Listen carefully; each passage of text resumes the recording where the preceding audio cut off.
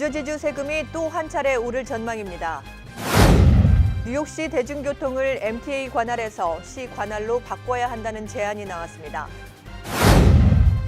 줄기세포 이식을 통해 또 한 번 에이즈를 치료하는 일이 10년 만에 이루어졌습니다. 온라인 쇼핑에서 상품 관련 가짜 리뷰가 극성을 부리고 있습니다. 뉴욕시가 중점 추진하고 있는 서민아파트 증축 계획에 대한 효용성 논란이 계속되고 있습니다.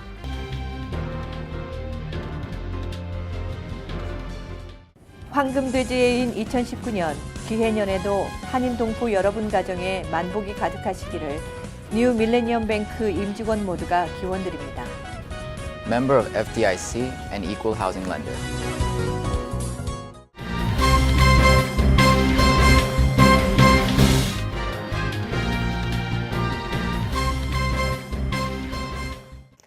시청자 여러분 안녕하십니까? 화요일 KBTV 9시 뉴스입니다.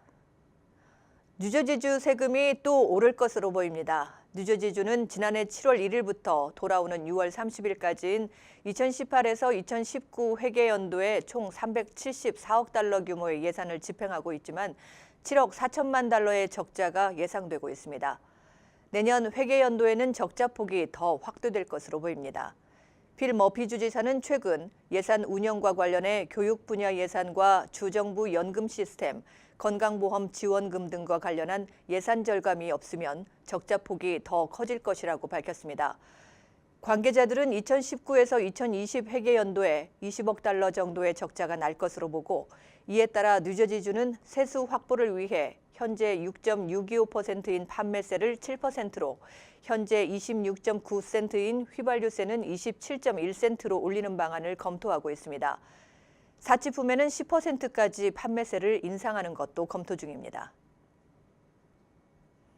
뉴욕시 의장 코레인 잔슨은 끊임없이 일어나고 있는 뉴욕시 대중교통의 근본적인 해결을 위해 현재 MTA 관리 체계에서 시 정부 관리 체계로 전환하자는 제안을 내놓았습니다. 이 소식 양준화 기자가 전해드립니다. 뉴욕시 시정연설에서 코레인 잔슨은 뉴욕시의 대중교통 시스템은 뉴욕시와 경제의 피와 같은 존재라며 뉴욕시의 버스와 지하철을 시 당국이 통제해야 한다고 역설했습니다. 현재 메트로폴리탄 교통당국인 MTA는 1968년에 당시 주지사 넬슨 록펠러에 의해 만들어졌으며 지금까지 뉴욕 대중교통 체계를 지휘하고 있습니다. 하지만 끊임없는 연발착 사고와 요금 문제 등의 시비가 잦아지면서 MTA에게 계속 이 일을 맡겨야 하는지에 대해 의문이 제기되어 왔습니다. 그렇다 하더라도 차기 시장 선거에서 중요한 이슈가 될 뉴욕시 대중교통 개선책은 선거 이용에만 등장할 소지도 많습니다. 모든 비난을 한몸에 받고 있는 MTA 손에서 뉴욕시가 직접 운영하는 체계로 바뀔 경우 그 많은 비난들이 뉴욕시 당국과 정치가들에게 돌아갈 것이기 때문에 이러한 뉴욕시 의장의 제안은 물거품이 될 수도 있습니다. KBTV 뉴스 양준하입니다. 줄기세포 이식을 통해 에이즈를 일으키는 인간 면역결핍 바이러스 HIV 감염을 치료한 사례가 첫 발견 이후 약 10년 만에 다시 보고됐습니다. 이 소식 양준화 기자입니다. 현재 에이즈 바이러스에 감염됐을 때 유일한 치료법은 평생 매일 약을 먹어야 하지만 줄기세포를 통한 치료 시에는 이럴 필요가 없게 됩니다. 영국 런던에 사는 한 남성이 줄기세포 이식을 통해 에이즈 바이러스가 더는 발견되지 않은 것으로 나타났다고 AP통신이 전했습니다. 이는 지난 2007년 독일 베를린에서 백혈병 치료 목적으로 혈액 줄기세포를 이식받은 미국인 남성 환자가 백혈병뿐 아니라 HIV 감염 징후도 나타나지 않은 것과 유사한 사례입니다. 보도에 따르면 런던에 거주하는 익명의 이 남성은 지난 2003년 HIV 감염 진단을 받았으며 2012년에는 혈액암의 일종인 호지킨 림프종이 발병했고 2016년에는 이를 치료하기 위해 줄기세포를 기증받아 이식 수술을 받았습니다. 그 결과 이 남성은 호지킨 림프종을 치료할 수 있었고 HIV의 흔적도 발견되지 않는 결과를 얻었습니다. 수술 후 약을 끊은 뒤 거의 19개월 동안 HIV의 징후가 나타나지 않은 것입니다. 굽타 교수는 또 이번 결과가 언젠가 에이즈를 완치할 수 있으리라는 과학자들의 생각을 입증하는 것이라며 하지만 HIV 치료법이 발견됐다는 것을 의미하지는 않는다고 말했습니다. 현재 HIV 감염자의 유일한 치료법은 매일 알약을 먹는 것으로 만일 약을 먹지 않으면 통상 2-3주 이내에 바이러스가 다시 살아납니다. KBTV 뉴스 양준하입니다. 온라인 쇼핑이 보편화되면서 상품에 대한 가짜 리뷰가 새로운 골칫거리로 떠오르고 있습니다.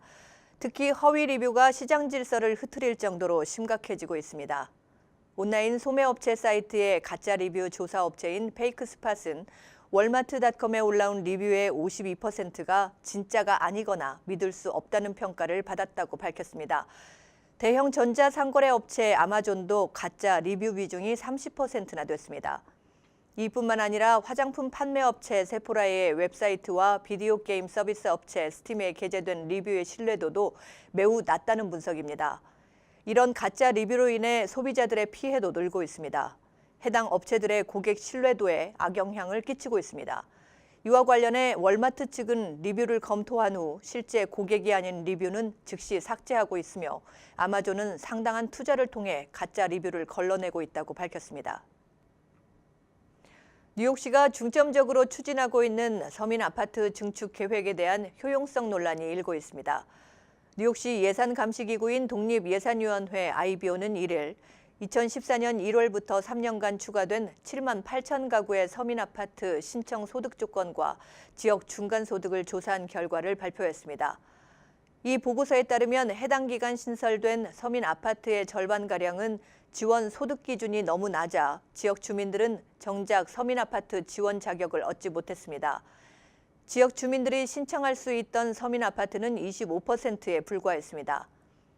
이 같은 현상은 연방주택국이 산출한 지역 중간소득과 연방 센서스국이 산출하는 지역 중간소득이 차이가 나기 때문입니다. 지역 중간소득은 서민 아파트 신청 기준이 되는데 센서스국은 배우자나 가족이 없는 단독 가구도 포함시켜 소득을 산출하는 반면 연방주택국은 2인 이상 가구 소득을 기준으로 중간소득을 산출합니다. 때문에 센서스국보다 더 높을 수밖에 없는 겁니다.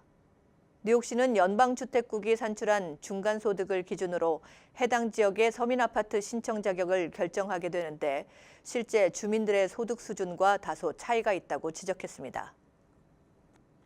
미국 병원들이 보내는 의료비 청구서에 환자들이 기겁을 하는 경우가 많습니다. 백악관이 병원을 향해 엄청난 의료비 청구 문제에 대해 해결 방안을 제시해야 한다고 밝혔습니다. 보도에 양준화 기자입니다. 백악관 국내정책위원회 국장인 조 그로거는 4일 워싱턴에서 열린 미국 병원연합회 연례회의에서 환자의 재정 파탄을 방지하기 위해 의회가 나서기를 원하지 않는다면 병원 측이 극심한 의료비 청구 문제에 대해 해결책을 내놓아야 한다고 강조했습니다. 그로건 국장은 병원과 보험사 등이 환자의 재정 파탄을 보호하지 않는다면 의회와 행정부가 환자 보호를 위한 입법에 나설 필요가 있게 될 것이라고 경고했습니다. 환자들을 깜짝 놀라게 하는 의료비로부터 환자들을 보호하기 위한 입법은 올해 의료 보장을 위한 초당적 조치 중 가장 필요한 분야로 간주되고 있습니다. 연방 상원에서도 공화당 의원들과 민주당 의원들이 환자의 재정을 보호하기 위한 초당적 법 초안을 마련하고 있으며 관련 업계의 의견을 수렴하고 있습니다. KBTV 뉴스 양준하입니다. 데이빗 보이드 유엔 인권 환경 특별조사관은 제네바 유엔 인권 이사회에 제출한 보고서에서 대기 오염으로 매년 전 세계적으로 700만 명이 조기 사망하고 있다고 밝혔습니다. 보도에 양준화 기자입니다. 한국뿐 아니라 전 세계적으로 공기질이 악화하면서 미세먼지 등 공기 오염의 문제는 환경과 건강뿐 아니라 인권 문제에서 해결해야 한다는 내용의 유엔 보고서가 나왔습니다. 보이드 특별조사관은 영국의 자선단체 탐슨 로이터 재단과의 인터뷰에서 어린이 60만 명을 포함한 700만 명은 매년 전쟁이나 살인, 결핵, 에이즈, 말라리아 등으로 숨지는 사람을 더한 수보다 더 많은 것이라고 설명했습니다. 그러면서 대기오염은 생명권, 건강권, 어린아이들의 권리를 해칠 뿐 아니라 건강하고 지속가능한 환경에서 살 권리도 침해한다며 정말 해결해야 할 세계적인 보건 위기라고 말했습니다. KBTV 뉴스 양준하입니다. 엘라베마주와 조지아에서 23명의 목숨을 앗아간 토네이도 참사는 자연재해 이전에 인간의 탐욕이 부른 인재일 수 있다고 기상청은 밝혔습니다. 지구의 오염이 심각해지고 지구의 온도가 상승하면서 대기 불안정 상태가 지속됩니다. 지구의 오염이 심각해지고 지구의 온도가 상승하면서 대기 불안정 상태가 지속되고 있습니다. 급기야 이러한 지구 온난화는 자연이 갖고 있는 자체 통제력을 상실하면서 폭설과 혹한, 심각한 토네이도 등을 일으킨다고 과학자들은 입을 모으고 있습니다.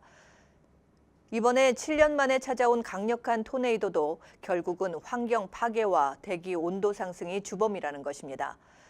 지구 온난화에 대한 정치가들의 무관심과 기업가들의 탐욕은 결국 대규모 자연재해로 이어지면서 인류는 스스로 자해의 길을 찾고 있는 셈입니다.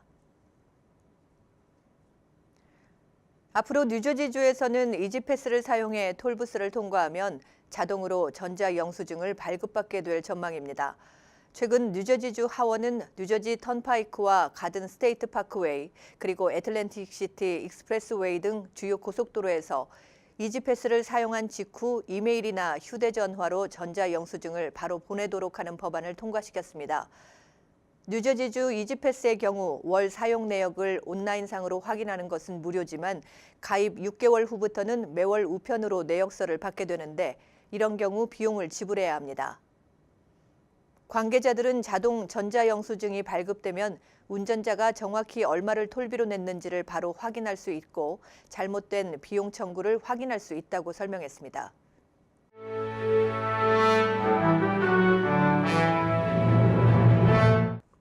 사건 사고입니다. 퀸즈 잭슨 하이츠에서 길을 건너던 행인이 시내버스에 부딪힌 뒤 끌려가다 사망하는 사고가 발생했습니다. 사고는 4일 새벽 3시쯤 루즈벨트 애비뉴 지하철역 부근에서 일어났습니다.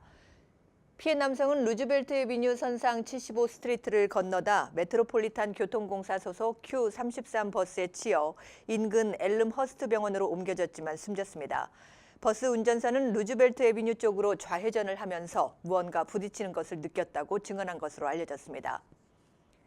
브루클린에서 30대의 여성 샤론 위그한이 살해된 지 3년이 지났지만 범인의 윤곽조차 파악하지 못하고 있어 가족들이 적극적인 수사를 요구하고 있습니다.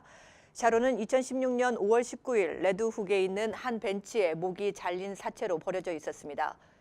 7명의 아이들을 둔 샤론은 마약 중독으로 30년 동안 고생한 것으로 알고 있습니다. 경찰은 이 사건이 마약 밀매 조직과 관련이 있는 것으로 보고 수사를 펴왔습니다. 롱아일랜드에서 19살의 남성이 혼잡한 점심시간을 이용해 식당에서 한 남성을 총으로 쏴 체포됐습니다. 이 사건은 월요일 오후 3시경 롱아일랜드 포션로드에 있는 아이합 레스토랑에서 발생했습니다. 경찰에 따르면 이 남성은 사람들이 점심을 먹고 있는 이 식당에 20살의 타리엑 코빈에게 총격을 가했습니다. 그로부터 2시간 후 인근 도로에서 운전하던 한 남성이 총격을 당해 부상을 입었습니다. 경찰은 두 사건이 보복성 총격으로 보고 수사를 벌이고 있습니다. 뉴저지에 이어 앞으로 뉴욕주에서도 야구와 농구 등 프로스포츠 전용 경기장에서 스포츠 도박이 허용될 것으로 보입니다. 뉴욕주에서는 지난해 연방대법원이 1992년 연방의회가 제정한 프로 아마스포츠 보호법이 위헌이라고 판결하고 철폐 명령을 내린 이후 스포츠 도박을 합법화하는 법안이 추진되고 있습니다. 수십 채의 아파트를 소유한 건물주가 렌트 안정법 위반으로 뉴욕주 검찰에 의해 소송을 당했습니다.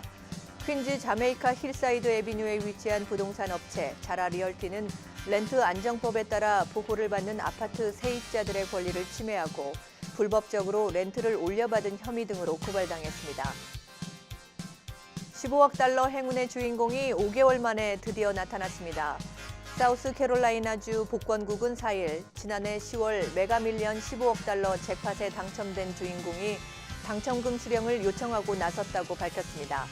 미 복권 사상 역대 2위를 기록한 지난 메가밀리언 당첨금은 15억 3,700만 달러에 달합니다. 복권국 측은 당첨자가 진술서를 통해 익명을 요구했으며 약 8억 7,800만 달러의 일시불 현금 지불 옵션을 선택했다고 전했습니다. 1971년 농장 인구 25명을 살해 암매장한 범죄 행각이 드러나 미국 전역을 경악하게 했던 연쇄살인범 후안 바이에호 코로나가 4일 85세로 생을 마감했습니다. 캘리포니아 코코란 주립교도소에서 1급 살인죄로 종신형을 선고받고 수감 중이던 코로나는 멕시코 출신으로 1950년대 10대의 나이로 미국으로 건너와 캘리포니아 지역 농장에 인부를 공급하는 일을 하던 중 자신이 살해한 사람들을 농장과 과수원 등에 암매장했으며 25명을 살해하는 당시 미국에서 최다 기록이었습니다. 이어서 포커스인과 커뮤니티 브리핑이 이어집니다.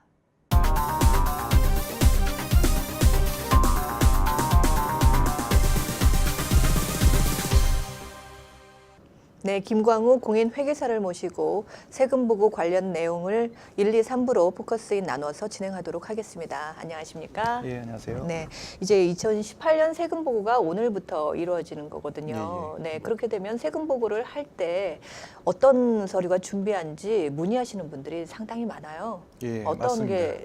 어떤 걸 준비해야 할까요? 저도 요즘 이제 많이 받는 질문 중인데 하나인데요. 네. 일단 세금 보고라고 하는 것은 소득에 대해서 세금을 얼마를 내야 하는가를 계산하는 겁니다. 네. 그렇기 때문에 소득 증명서류가 이제 가장 중요하다고 할 수 있는데요. 소득 증명서류에는 무엇이 있느냐? 네. 우리 이제 직장에 다니시는 분들은 당연히 급여에 대해서 W2라는 세금 보고 서류를 받게 네. 되시겠죠. 네. W2. 그리고 네. 이 독립계약자나 자영업자 하시는 분들은 1099이라는 이런 세금 보고 서류를 또 받게 됩니다. 네. 근데 이 1099 서류에는 사실 종류가 상당히 다양하게 많이 있습니다. 네. 그래서 퍼스널 서비스에 대해서 어떤 대가를 받았을 경우에는 1099 MISC, Miscellaneous 약자인데요. 이 서류를 받게 되시고 이자 소득에는 1099 INT, 또 배당 소득에는 1099 DIB, 디비던을 상징하죠. 네. 그리고 뭐 캔슬레이션 뎁, 내가 이제 크레딧 카드나 네. 모기지나 이런 빚을 탕감받았을 때는 뭐 네. 1099C, 뭐 1099R, 그래서 여러 종류의 1099 폼들이 있습니다. 상당히 많네요. 예, 맞습니다. 근데 이 1099 이 세금 양식들은 딱 IRS에도 또 신고가 되는 서류들이기 네. 때문에 그 중에 하나라도 누락이 될 경우에 세금 보고서에 네. 나중에 IRS에서 편지 받습니다. 당신 소득이 누락됐으니까 세금 얼마에 벌금 얼마에 이자까지 포함해서 얼마 내라. 이런 IRS부터 이런 벌금 고지서를 받게 되면 이제 그렇군요. 별로 기분이 유쾌하지는 않을 네. 겁니다. 그래서 무서운 폼인데요. 예. 그래서 꼭 누락 찍지 말고 네. 꼭 챙겨 주셨다가 회계사님 가져다 주시고요. 그 다음에 이제 주식이나 채권, 네. 뭐 이런 펀드 같은 데 투자하신 분들은 네. 이 거래를 하게 되지 않습니까? 네. 그러면 이제 양도소득세를 또 계산해서 납부를 하셔야 돼요. 근데 그때 그 목적으로 이제 세금 보고를 하라라고 해서 그 자산 관리해주는 회사에서 1099 B라는 형식을 또 만들어줍니다. 이것은 이제 투자 자산을 거래했을 때 양도소득 계산하기 위해 꼭 필요한 서류니까 네. 또 역시 꼭 챙겨주시고요. 그리고 이제 이런 소득 서류가 모여지면 세금을 줄이기 위해서는 당연히 이제 세금 공제를 해야 되지 않습니까? 네. 아니면 텍스 크레딧을 신청하던가. 그래서 이런 세금 공제나 텍스 크레딧을 신청할 때도 거기에 맞는 꼭 증빙 서류가 또 있어야 네. 돼요. 그래서 거기에 관련된 세금 서류에는 일단 대학에 다니는 자녀분이 있는 분들은 네. 그 학자금 증명 서류라고 해서 학교에서 네. 1099 그 1098 형식을 죄송합니다. 1098T 튜이션 스테이먼이라고 해서 네네네. 그 학자금 증명 서류를 발급해 줍니다. 네. 그래서 학교에서 받아서 요즘 이제 온라인으로 로그인해서 다운로드 네. 받아서 직접 이메일로 주기도 하시더라고요. 네. 그 간편해졌네요. 예. 그리고 이제 대학 학자금 있다 보면 이제 스튜던트 론, 네. 학자금 융자를 받았을 때 그 이자를 지급하시는 분들도 꽤 많으세요. 그러면 이자 공제를 받을 수 있으니까 그 스튜던트 론 이자 소득 증명 서류도 필요하고요. 네. 그다음에 이제 모기지를 얻어서 집을 소유하고 계신 분들은 당연히 모기지 이자를 얼마 냈다라고 해가지고 1098 서류를 또 은행에서 발급해 줍니다. 네. 그럼 그것도 역시 챙기시면 네. 이자 공제를 또 해줄 수 있고, 그다음에 이제 교회나 절, 뭐 기타 이런 비영리기관에 기부하신 것들이 네. 이런 금액들이 있으면 네네. 그런 이제 기관에서 그 기부금 증명 서류를 또 네. 발급해 줍니다. 네네. 그럼 역시 이제 그것도 받아다가 회계사님 가져다 주시면 되고요. 네네. 그다음에 이제 부양 자녀가 있는 경우, 그러니까 네. 17세 미만의 부양 자녀가 있는 어린 아이들이 있는 경우에는 그 주소지 증명 서류가 또 필요합니다. 네. 이게 필요한 이유는 이제 어닝컴 텍스 크레딧이라든가 차일 텍스 크레딧을 신청하기 위해서는 네. 그 자녀들이 세금 보고를 하는 부모와 같이 산다라고 하는 주소지 증명서류가 네. 필요해요. 그래서 보통 학교에서 발급해주는 뭐 통지서라든가 네. 그레이딩 리포트, 네. 그다음에 뭐 병원에서 발급해준 아이들 이름을 네네. 발급해준 이런 편지, 어떤 제3의 기관이 아이 이름과 주소가 명시된 서류는 아무거나 괜찮습니다. 네. 그리고 이제 두 부모가 엄마 아빠가 다 일을 하셔야 되는 경우에 네.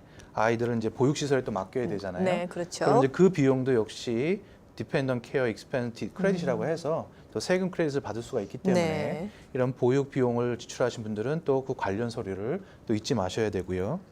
그다음에 이제 집을 처음 구입하셨다, 2018년에 네. 새로 집을 구입하신 분들은 꼭 이게 이제 누락되는 경우가 많은데, 이 클로징 스테이먼이라고 있어요. 아, 네. 캐시 세레머니라고 네, 하기도 네. 하고, 뭐 허드 스테이먼이라고 네. 하기도 하고, 거기에 보면 또 추가로 공제할 항목들이 거기 있거든요. 그럼 자세히 그 봐야 되겠네요. 내역을 회계사님께 가져다 주셔야 네. 회계사님 그거 보시고 그 중에서 공제 받을 수 있는 것들은 또 공제를 해드리니까 네. 또 집을 처음 구입하신 분들은 잊지 마시고 또 챙겨야 되는 서류입니다. 그다음에 이제 의료 비용, 우리 네. 병원비, 뭐 입원비, 수술비 이런 네. 의료 비용이 들어간 건 뭐 상한선이 있습니다만 네. 얼마가 됐든 발생하시면 이제 네. 회계사님 세금 보고해 주는 회계사님 가져다 드리면 네. 룰에 맞게 공제할 수 있는 부분은 또 공제도 해드리니까 네. 또 잊어버리시면 안 되겠고. 네. 그다음에 이제 은퇴연금 관련서들이 있습니다. 또 특히나 이제 은퇴하셔서 그 소셜 시큐리티 베너핏 받으신 분들이 있잖아요. 네. 그런 분들은 그 소셜 연금국에서 SSA 1099라는 또 다른 형태의 1099 형식을 또 세금 양식을 발행해 주는데 네. 그것도 또 챙기셔야 되고, 그다음에 이제 건강보험, 우리 이제 건강보험이 없으면 세금 보고할 때 벌금을 낸다 이런 얘기는 이제 많이 아시고 계세요. 네. 그래서 이제 건강보험이 있었다라고 하는 증명 서류를 또 준비해 주셔야 되겠습니다. 그래서 네. 오바마 케어에 가입하신 분들은 네. 그 오바마 케어 가입한 그 정부기관에서 1095, 1095A라는 양식을 발급해 주고요. 네. 오바마 케어가 아닌 뭐 직장을 통해서 건강보험을 가입했다든가 아니면 자기가 직접 인슈런스 네. 컴퍼니에 직접 가입한 경우에는 이 보험사에서 네. 1095B 내지는 1095C라는 건강보험 증명서류를 또 발급해 줍니다. 그것도 역시 챙겨서 네. 가져다 주셔야 되고, 그다음에 운전면허증, 요즘은 이제 운전면허증까지도요? 이파일링이 대중화되다 보니까 이파일링의 약점은 시큐리티의 취약점이 있어요. 네. 신문 도용에 네. 항상 그 노출이 되기 네, 때문에 그렇군요. 네. 그래서 이제 본인이 세금 보고하는 사람이 맞는가를 신원 확인을 위해서 또 드라이버 라이센스도 요즘 네, 이제 필요하고요. 신원 이거는 그냥 신원 확인차인 예, 거예요. 맞습니다. 예. 그래서 그 드라이버 라이센스 넘버와 expiration date, 네. 뭐 발행일 이런 정보들이 세금 보고 안에 들어가야 네. 또 이파일링이 또 가능해지고요. 네. 그리고 이제 마지막으로 미국을 제외해서 이제 한국의 금융 계좌를 갖고 계신 이제 이민자들이 많으세요. 또 한국 분들도 그러시고, 그러면 해외 금융 계좌가 있으면 이제 해외 금융 계좌 신고 FBAR라고 표현하는 이런 신고 규정도 있기 때문에 네. 이 필요한 해외 금융 계좌 신고 목적으로 필요한 관련 서류들은 회계사님과 상담을 하셔서 네. 별도로 또 준비해 주시면 될 것 같습니다. 벌써 회계사님께서 말씀하신 게 벌써 14가지나 되는데요. 그렇게 제가 되세요? 적어봤는데요. 14가지예요. 예. 상당히 까다롭군요. 네, 많은 네. 것이 있습니다. 예. 이 질문 하나에 준비해야 할 서류가 14가지씩이나 되는 것인데 예. 벌써 시간이 다 됐습니다. 예. 포커스인 시간이. 예. 2부에서 그럼 다시 계속해서 말씀 이어나가시죠. 예. 네, 네, 감사합니다. 네, 지금까지 김광우 공인회계사와 함께했습니다.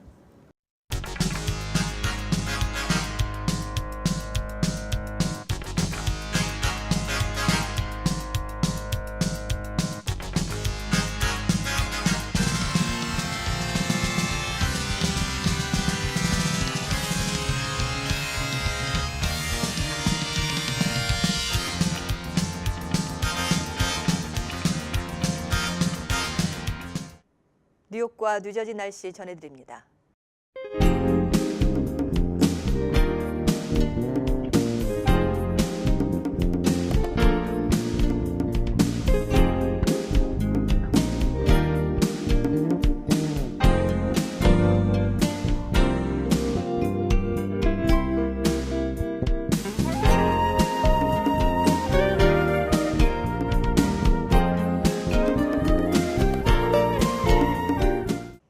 오늘도 KBTV 뉴스9을 시청해주신 여러분 고맙습니다. 편안한 저녁 보내시기 바랍니다. 황금돼지해인 2019년 기해년에도 한인 동포 여러분 가정에 만복이 가득하시기를 뉴 밀레니엄 뱅크 임직원 모두가 기원드립니다. Member of FDIC and Equal Housing Lender.